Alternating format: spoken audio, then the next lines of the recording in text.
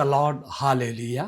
യേശുവിൽ ഏറ്റവും സ്നേഹം നിറഞ്ഞ സഹോദരി സഹോദരന്മാരെ, ഈ ദിവസത്തിൻ്റെ പ്രഭാതത്തിൽ തന്നെ രാവിലെ 5 മണിക്ക് എഴുന്നേറ്റ് ഈ വചനം ശ്രവിക്കുവാൻ കാണിക്കുന്ന നിങ്ങളുടെ തീക്ഷ്ണതയ്ക്ക് മുന്നിൽ ഈശോയ്ക്ക് നന്ദി പറയുന്നു.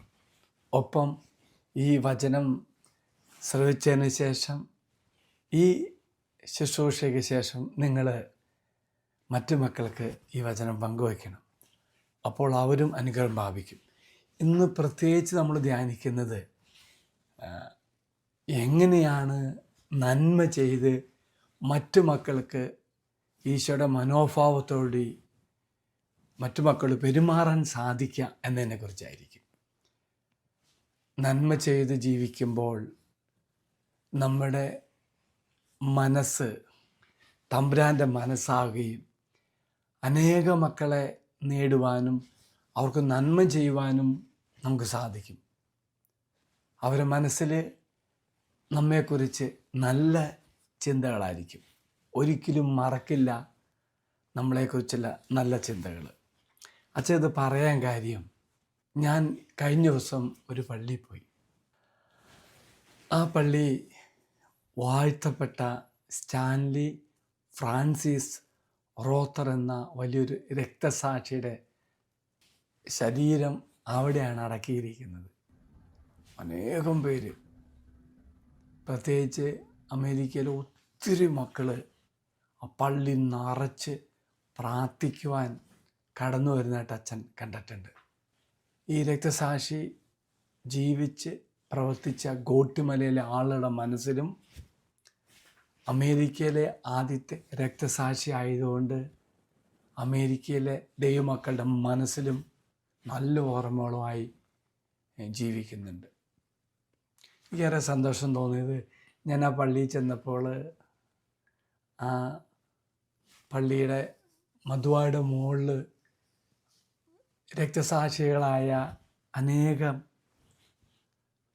വ്യക്തികളുടെ ചിത്രമുണ്ട്. നമ്മളുടെ പ്രിയപ്പെട്ട വിശുദ്ധനായ ദൈവസഹായം പിള്ളയുടെ പടവും കണ്ടു. സന്തോഷം തോന്നിയിട്ടോ. Praise the lord, hallelujah. വാഴ്ത്തപ്പെട്ട സ്റ്റാൻലി ഫ്രാൻസിസ് റോത്തറിൻ്റെ മൃതദേഹം ഈ പള്ളിയിലുണ്ട്. ഗോട്ടിമലയിലെ മക്കൾക്ക് വേണ്ടി ജീവിച്ച് രക്തസാക്ഷിയായി. അതുകൊണ്ട് അവിടുത്തെ പള്ളിയിൽ രക്തവും ഹൃദയവും അവിടെയാണ് സൂക്ഷിച്ചിരിക്കുന്നത്. പ്രിയമുള്ളവരെ, ഞാൻ ചിന്തിച്ചു, എന്തുകൊണ്ടാണ് ഗോട്ടിമലക്കാരും അമേരിക്കക്കാരും ഇത്രമാത്രം സ്നേഹത്തോടെ ബഹുമാനത്തോടു കൂടി വാഴ്ത്തപ്പെട്ട സ്റ്റാൻലി ഫ്രാൻസിസ് റോത്തറിനെ ഓർക്കുന്നത് കാര്യമുണ്ട്. യോഹന്നാൻ എഴുതിയ സുവിശേഷം 10-ാം അധ്യായം 11-ാം വാക്യത്തിൽ, ഞാൻ നല്ല ഇടയനാണ്, നല്ല ഇടയൻ ആടുകൾക്ക് വേണ്ടി ജീവൻ അർപ്പിക്കുന്നു. അപ്പോൾ തന്നെ ഏൽപ്പിക്കപ്പെട്ട ജനത്തിന് വേണ്ടി ജീവൻ അർപ്പിച്ച വലിയൊരു വ്യക്തിയാണ് നമ്മൾ വാഴ്ത്തപ്പെട്ട റോത്തറച്ചൻ. 1935 മാർച്ച് 27-ാം തീയതി ജനിക്കുന്നു. ഒരു കൃഷിക്കാരൻ്റെ കുടുംബത്തിൽ. അപ്പനും അമ്മയും കൃഷിക്കാരായിരുന്നു. പക്ഷേ ചെറുപ്പത്തിൽ തന്നെ വൈദികനാകുന്ന ആഗ്രഹമായിരുന്നു. സെമിനാരിയും ചേർന്നു. എന്നാൽ ലാറ്റിൻ പഠിക്കാൻ പ്രയാസമായതുകൊണ്ട് അധികാരികൾ തിരിച്ചു വിട്ടു വീട്ടിലേക്ക്. എന്നാലും ഉള്ളിലെ തീക്ഷണമായ ആഗ്രഹം വീണ്ടും പിതാവിനെ ഒന്ന് കാണുന്നു. ദൈവത്തിൻ്റെ വലിയ കൃപ കൊണ്ട് പഠനമൊക്കെ പൂർത്തിയാക്കാൻ സാധിച്ചു. 1961 വൈദികനായി. 5 വർഷം കഴിഞ്ഞു 1968 ഗോട്ടിമലയിൽ ചെല്ലുന്നു. അപ്പോൾ 400 വർഷം പഴക്കമുള്ള ഒരു പള്ളിയിലാണ് വികാരിയായിട്ടിരിക്കുന്നത്. വികാരിയെ ശുശ്രൂഷ ചെയ്യുന്നു. ഏറ്റവും മനോഹരമായത്, പഠിക്കുന്ന സമയത്ത് വൈദിക പരിശീലന കാലഘട്ടത്തിൽ പഠിക്കാൻ ബുദ്ധിമുട്ടാണെങ്കിലും പിന്നീട് ദൈവം വലിയ അനുഗ്രഹം കൊടുക്കുന്നു. ആ ദേശത്തെ നിവാസികളെ ഭാഷ പഠിക്കുന്നു. ആ ഭാഷയിലേക്ക് പുതിയ നിയമം ട്രാൻസ്ലേറ്റ് ചെയ്യുന്നു. അതുപോലെ ആ ദേശത്തിന് സ്വന്തമെന്ന മണം എല്ലാ തരത്തിലും ശുശ്രൂഷ ചെയ്യുന്നുണ്ട്. അപ്പോഴാണ് സിവിൽ വാറ് പൊട്ടിപ്പുറപ്പെടുന്നത്. വിശ്വാസത്തിന് വലിയ ചലഞ്ചായി അനേകം മക്കളെ, അനേകം വിശ്വാസിയെ കൊല്ലുന്നു, പള്ളികളൊക്കെ തച്ചടയ്ക്കുന്നു. പ്രിയമുള്ളവരെ, പലതവണ ഈ വാഴ്ത്തപ്പെട്ട റോത്തർ അച്ഛന് ഭീഷണി വരുന്നുണ്ട്. ആ സമയത്ത് ജീവന് ഭീഷണിയാണ്. ജനത്തിന് വേണ്ടി ജീവിക്കുന്നു.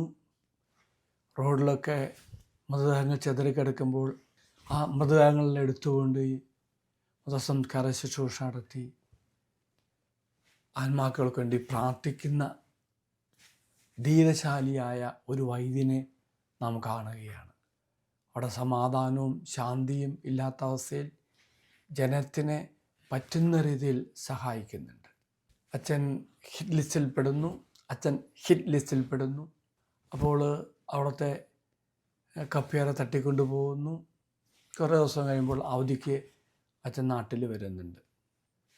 നാട്ടിൽ വന്ന് തിരിച്ച് വലിയ ആഴ്ച സമയത്ത് ശുശ്രൂഷ ചെയ്യാൻ വേണ്ടി ഗോട്ടുമലയ്ക്ക് പോകുന്നു. പലരും അച്ഛൻ്റെ പറഞ്ഞു പോകരുതെന്ന് പറഞ്ഞു. ഈ സമയത്ത് ഈ റോത്രച്ചൻ പറഞ്ഞൊരു സെൻറ്റൻസ് ഉണ്ട്: നല്ല ഇടയൻ ഒരിക്കലും ഓടുവാൻ പാടില്ല. അപകടം വരുമ്പോൾ ഓടേണ്ട വ്യക്തിയല്ല, ആടുകളെ ഉപേക്ഷിച്ചിട്ട് പോകേണ്ട വ്യക്തിയല്ല, ആടുകൾക്ക് ജീവൻ നൽകേണ്ട വ്യക്തിയാണെന്ന് പറഞ്ഞുകൊണ്ട് തിരിച്ച് കോട്ടുമലയ്ക്ക് ചെല്ലുന്നു. പ്രിയമുള്ളവരെ, ഏതാനും ദിവസം കഴിഞ്ഞപ്പോൾ അച്ഛനെ അന്വേഷിച്ച് 3 മണിക്ക് ആളുകൾ വരുന്നു. അച്ഛൻ്റെ സഹായ വ്യക്തിയുടെ ശിരസിൽ തോക്ക് വെച്ചിട്ട് അച്ഛൻ ആവശ്യപ്പെടുന്നു. അച്ഛൻ അത് പ്രതീക്ഷിച്ചിരുന്നു. ഉടനെ അച്ഛൻ്റെ മനസ്സിലേക്ക് വന്നത്, അച്ഛൻ അപ്പോൾ ഇവരെ മുന്നിൽ വാതിൽ തുറന്ന്, 3 മണി പ്രഭാതമാണ്, വാതിൽ തുറന്ന് ചെന്നില്ലെങ്കിൽ ഈ സഹായിയെയും അർത്തസസ്സേസിനെ അവർ വധിക്കും. അച്ഛനവിടെ ചെല്ലുന്നു. അച്ഛനെ അവർ കൊല്ലുന്നു. രക്തം വീണ ആ സ്ഥലത്ത് ഒരു പള്ളി ഉയർത്തപ്പെട്ടു. അവിടെയാണ് പ്രിയപ്പെട്ട വാഴ്ത്തപ്പെട്ട റോത്രച്ചൻ്റെ ഹൃദയം സൂക്ഷിച്ചിരിക്കുന്നത്. ശരീരം ഇവിടെ, ഹൃദയം അവിടെ. അതാണ് പ്രിയമുള്ളവരെ, ദൈവജനത്തിനു വേണ്ടി ജീവൻ നൽകി ജീവിക്കുന്ന മക്കളും മരിക്കില്ല. ഇന്നും ആ ഹൃദയവും ശരീരവും 2 വ്യത്യസ്ത സ്ഥലത്ത് ആയിരങ്ങൾക്ക് പ്രാർത്ഥിക്കാൻ പ്രചോദനമായി, മധ്യസ്ഥമായി 2 ദേവാലയത്തിലിരിക്കുന്നു. 13 വർഷമാണ് ഗോട്ടുമലയിൽ റോത്രച്ചൻ ശുശ്രൂഷ ചെയ്തത്. വാഴ്ത്തപ്പെട്ട റോത്രച്ചനെ കുറിച്ച് ചിന്തിക്കുമ്പോൾ 1 യോഹന്നാൻ 3-ാം അധ്യായം 6-ാം വാക്യത്തിൽ പറഞ്ഞ വാക്യം അച്ഛൻ്റെ ജീവിതം കൊണ്ട് അച്ഛൻ കാണിച്ചു തന്നു. ക്രിസ്തു സ്വന്തം ജീവൻ നമുക്ക് വേണ്ടി പരിത്യജിച്ചു എന്നതിൽ നിന്നും സ്നേഹം എന്തെന്ന് നാം അറിയുന്നു. നമ്മളും സഹോദരങ്ങൾക്ക് വേണ്ടി ജീവൻ പരിത്യജിക്കാൻ കടപ്പെട്ടിരിക്കുന്നു. ഈ വചനം തീർച്ചയായിട്ടും ജീവിതം കൊണ്ട് അച്ഛൻ തെളിയിച്ചു. അച്ഛൻ്റെ ഓർമ്മകൾ, ചിന്തകൾ, വാക്കുകൾ ഇന്ന് ആയിരങ്ങൾക്ക് പ്രചോദനമായി മാറും.